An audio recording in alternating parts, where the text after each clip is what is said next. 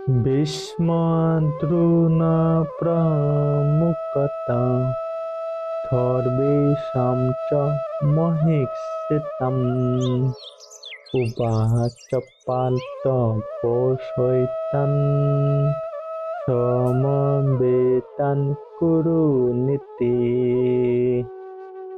অনুবাদ ভীষ্ম দ্রোণ প্রমুখ পৃথিবীর অন্য সমস্ত নৃপতিদের সামনে ভগবান ঋষিকেশ বললেন, হে পার্থ, এখানে সমবেত সমস্ত কৌরবদের দেখো।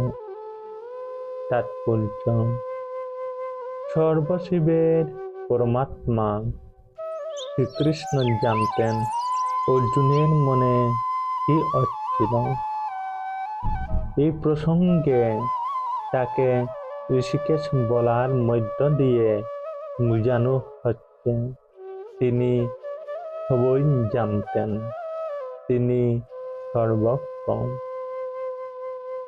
এখানে অর্জুনকে পার্থ অর্থাৎ পিতা বা কুন্তির পুত্র বলে অভিহিত করাটাও খুবই তাৎপর্যপূর্ণ।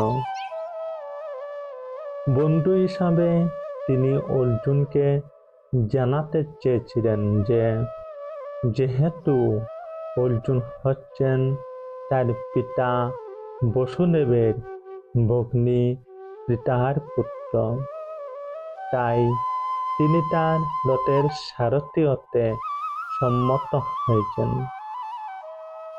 এখন শ্রীকৃষ্ণ যখন বললেন, দেখো পার্থ, সমবেত তাল্য রাষ্ট্রগণ, তখন তিনি কি অর্থ করেছিলেন?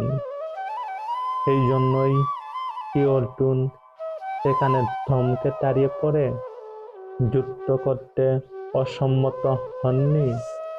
পিতামহ ভীষ্ম, পিতৃতুল্য আচার্য দ্রোণ, এদের থেকে কি অর্জুনের হৃদয় আর্দ্র হয়ে ওঠেনি? কিন্তু শ্রীকৃষ্ণ তার পিতৃবশা কুন্তী দেবীর পুত্র অর্জুনের কাছ থেকে এমন আচরণ কখনোই আশা করেননি। অর্জুনের মনের ভাব বুঝতে পেরে পরিহাস ছলে শ্রীকৃষ্ণ তার ভবিষ্যৎবাণী করেছেন।